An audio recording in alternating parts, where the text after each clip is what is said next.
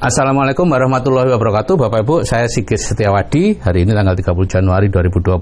Saya akan membawakan topik mengenal bisnis berjaringan. Ya, ini adalah Robert T. Kiyosaki, ya, mengatakan orang miskin mencari pekerjaan, orang kaya membangun jaringan, gitu ya. Kemudian Zig Ziglar mengatakan, untuk mendapat hasil yang berbeda, Anda harus berani melakukan hal yang berbeda. Sesuatu yang sekarang mungkin tidak Anda sukai. Ya, kemudian yang ketiga, ini. Untuk bisa menjadi orang kaya, kita harus siap menghadapi anggapan yang salah tentang diri kita dari orang lain. Ya. Nah, saya beruntung Bapak Ibu, 3 hal ini sudah mancep begitu rupa jauh sebelum saya bisa punya kesempatan hijrah. Sehingga pada saat saya hijrah dari kuadran kiri ke kuadran kanan, ketiga hal ini sudah tidak mengganggu saya. Gitu ya. Kalau Anda belum memahami ketiga ini, Anda pasti akan terganggu dan mungkin menolak apapun yang tidak Anda inginkan. Ya, karena hal yang kedua, tidak mungkin Anda harus melakukan hal yang berbeda kalau ingin hasil yang berbeda pula. Nah, ini ada 3 bisnis berjaringan. Ya. Yang pertama adalah konglomerasi, itu jaringan bisnis besar. Yang kedua waralaba, itu jaringan bisnis sejenis. Dan yang ketiga networking, jaringan perorangan. Ya. Dulu yang namanya bisnis kuadran kanan itu hanyalah bisnis konglomerasi. Sampai kemudian tahun 2050-an itu ada waralaba, ya, McDonald itu, dan seterusnya. Kemudian pada waktu yang hampir bersamaan juga networking, ya, dimulai dari Avon, kemudian MW dan seterusnya, ya. Nah, dari ketiga ini saya hanya akan membahas tentang yang terakhir saja, yaitu networking, karena konglomerasi dan waralaba sudah pasti di luar jangkauan kita saat ini. Networking itu apa? Ya, networking adalah salah satu fase dari bisnis penjualan langsung, gitu ya. Bisnis penjualan langsung itu adalah bisnis yang menjual langsung dari produsen ke konsumen, ya, menghilangkan peran distributor, pengecer, dan iklan yang mengambil keuntungan 60% dari harga yang dibayarkan oleh konsumen, gitu ya. Dan nanti 60% itu diberikan kepada konsumen, ya, 40% untuk produsen, itu di bisnis penjualan langsung, ya. Dan masalahnya sekarang adalah banyak aneka sistem bisnis yang menyaru sebagai bisnis seperti ini, ya, bisnis jaringan, menyaru bisnis jaringan atau bisnis MLM. Padahal itu bukan, itu multi level recruiting, ya, dimana kita menjoinkan orang dan dibayar untuk menjoinkan orang, ya, atau skema Ponzi atau money game, gitu ya. Nanti definisinya nyaris hampir sama. Akibatnya apa? Nama MLM menjadi jatuh. MLM itu salah satu fase dari bisnis penjualan langsung, mirip dengan networking, ya. Jadi bisnis penjualan langsung itu ada beberapa fase. Sekarang ini sampai 4 fase. Fase yang pertama adalah direct selling. Itu kita sendirian kulaan dari pabrik, kemudian menjual, biasanya door to door dan lain-lain. Sekarang pun masih banyak yang melakukan hal itu. Ya, kemudian orang bergabung dengan yang lain, membentuk grup yang namanya multi level marketing. Bisa 10 kali 100 atau 100 kali 1. Ya, intinya masih menjual, ya. Biasanya perusahaan-perusahaan yang ini masih kecil, skala kecil, produksinya 1, 2 atau 3 macam, gitu ya, kurang dari 10 macam, sehingga orangnya harus terus-menerus menjual, tiada kala tutup poin dan lain-lain. Dan yang ketiga, karena banyak orang yang tidak bisa menjual, maka perusahaan-perusahaan ini memperluas bisnisnya dan menjadi yang disebut networking, yaitu kita mencari 1000 orang, masing-masing menjual satu produk kepada dirinya sendiri. Jadi ini lebih ke arah jaringan konsumen. Dan bersamaan dengan perkembangan teknologi, jadilah e-commerce, itu 10 pangkat N itu jumlah produk. Jadi di sini menjadi tidak terbatas perluasannya karena kita menggunakan gadget. Nah, kalau kita berbicara tentang bisnis jaringan atau penjualan langsung, tentu kita harus mengingat ini, yaitu Fatwa MUI tahun nomor 75, ya, tahun 2009. Itu mengatakan ada 12 syarat sebuah bisnis jaringan disebut syariah. Pertama, ada objek transaksi real, ya, itu kuncinya. baik barang maupun jasa. Yang kedua, bukan sesuatu yang diharamkan, jadi barang dan jasanya itu harus halal. Yang ketiga, tidak mengandung unsur gharar, masyir, riba, darar, sum dan lain-lain, yaitu semacam perjudian gitu ya, kemudian penipuan, keraguan-raguan dan lain-lain. Pokoknya yang harus yang pasti-pasti. Dan keempat, tidak ada kenaikan harga yang berlebihan ya, atau excessive markup ya. Biasanya ini dilakukan oleh mereka yang bukan produsen. Jadi dia membeli produk dari luar negeri, entah gelang atau apa yang harganya murah sebetulnya, kemudian di sini dijual mahal. Kemudian yang kelima, komisi yang diberikan oleh perusahaan itu berdasarkan prestasi kerja nyata. Jadi bukan karena posisi ya, karena join duluan terus dia dapat lebih banyak, bukan seperti itu ya. Harus ada kerjanya gitu ya. Dan bonusnya juga harus jelas, dari awal sudah harus jelas, ini tidak boleh dirubah-rubah di tengah jalan ya, seperti yang sekarang banyak dilakukan oleh perusahaan sejenis. Ya, tidak boleh ada komisi secara pasif tanpa pembinaan ya, kuncinya ada di pembinaan ya, karena kalau penjualan barang atau jasa yang harus terus kita lakukan pada akhirnya bukan penghasilan pasif namanya ya. Misalnya perusahaan yang ada tutup poin, mana kita terpaksa harus membeli produk yang mungkin tidak kita butuhkan ya, karena itu masih MLM, masih sedikit produknya, sehingga harus menjual ya, namanya bukan penghasilan pasif ya. Yang kedelapan, pemberian komisi tidak menyebabkan ikra. Ikra itu apa ya? Kayak nafsu yang berlebih-lebihan ya, sehingga waduh lupa anak, lupa istri terus melakukan. Itu tidak boleh.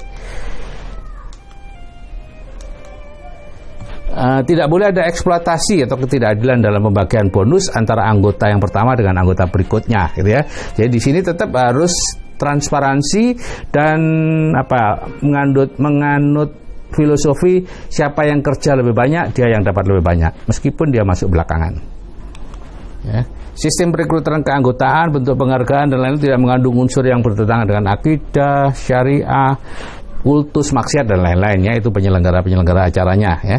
Dan setiap mitra usaha dilakukan wajib melakukan pembinaan gitu ya, dan pengawasan kepada anggota yang direkrutnya, yaitu menyangkut tadi itu ya, penghasilan pasif baru boleh kalau ada pembinaan.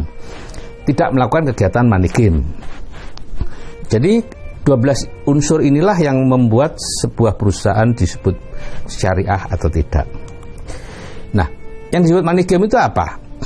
Berdasarkan fatwa MUI yang sama, money game adalah kegiatan penghimpunan dana masyarakat atau penggandaan uang dengan praktek memberikan komisi dan bonus dari hasil perekrutan atau pendaftaran anggota baru, bukan dari hasil penjualan ya, atau hasil penjualan produk, tapi produk yang abal-abal lah istilahnya gitu ya. Nah, jadi di sini kuncinya adalah selama kita mendapatkan uangnya itu dari pendaftaran anggota, itu haram Bapak Ibu. Hati-hati Bapak Ibu ya. Banyak sekarang ini di luar sana Bapak Ibu tidak menyadari. Ya. Nah, sekarang ini banyak orang yang bukan ahli kemudian menganggap tipu-tipu money game, skema piramida atau multi level recruiting itu sebagai MLM atau networking atau bisnis jaringan. Padahal itu bukan, gitu ya. Dan kemudian mereka akhirnya mengharamkan MLM, mengharamkan networking, bisnis jaringan. Padahal yang dianalisa adalah money game, skema piramida. Dan itu berbeda Bapak Ibu, seperti bumi dan langit gitu ya. Nah, ini kalau kita ingin mengenal bisnis networking mana yang baik untuk kita harus mengenal 5 ya dan 8 jangan ini ya. 5 ya itu adalah 1, legal ya, anggota APLI kalau di Indonesia ya, Asosiasi Penjualan Langsung Indonesia. P-nya 1 Bapak Ibu ya, bukan yang lain. Kedua, usia lebih dari 10 tahun, karena kalau kurang dari itu kemungkinan gagalnya besar. Ada produk yang berkualitas ya, tadi ini masalah penjualan produk ya. Ada bimbingan ya, harus ada bimbingannya. Kemudian ada yang sudah terbukti berhasil ya. Jadi 1, 2, 3, 4, 5 itu syarat yang harus ada. Salah satu nggak ada, tinggalin deh. 8 jangan seperti ini Bapak Ibu ya. Ada bonus sponsoring, bonus pasangan, itu nanti saya jelaskan kenapa. Praktek front loading itu saya jelaskan nanti, mumpung masih baru ya. Kadang-kadang kita tawar, yuk mumpung masih baru ayo gabung ya. Kemudian berhadiah mobil, berhadiah rumah ya.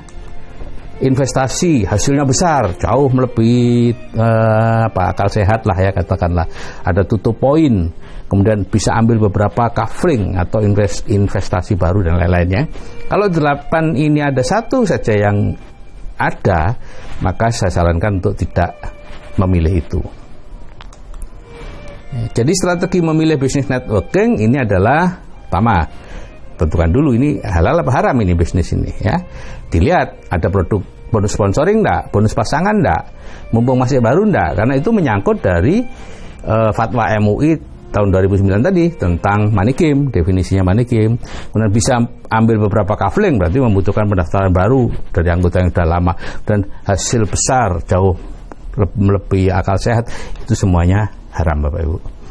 Hati-hati Bapak Ibu, kita sedang memberi makan keluarga kita, jangan sampai uang yang haram itu masuk dalam nafkah kita. Kemudian 5 ya, itu harus ada semuanya ya. Dan kita harus patuh pada APLI ya. Mungkin aja itu bisnisnya halal, tapi dia tidak patuh pada organisasi yang mengaturnya ya. Kalau pada organisasi yang mengaturnya saja tidak patuh, apalagi pada kita gitu ya. Jadi front loading itu larangan oleh APLI. Front loading itu begini, kita daftar tapi langsung dengan kewajiban membeli produk. Itu namanya front loading. Jadi produk yang dijual atau ya dijual pada saat pendaftaran. Itu tidak boleh Bapak Ibu ya. Kemudian hindari bisnis-bisnis networking kuadran kiri ya. Misalnya hadiahnya rumah, mobil, itu menunjukkan kalau pemiliknya masih ke kuadran kiri gitu ya. Kemudian ada tutup poin ya. Tutup poin itu menunjukkan bahwa apa? Produknya tidak banyak, kemudian Anda harus terus-menerus membeli produk yang tidak Anda butuhkan, akhirnya harus menjual. Nah, kalau kita setiap bulan harus menjual sesuatu, berarti bukan penghasilan pasif dong. Kuadran kiri itu bukan kuadran kanan gitu ya.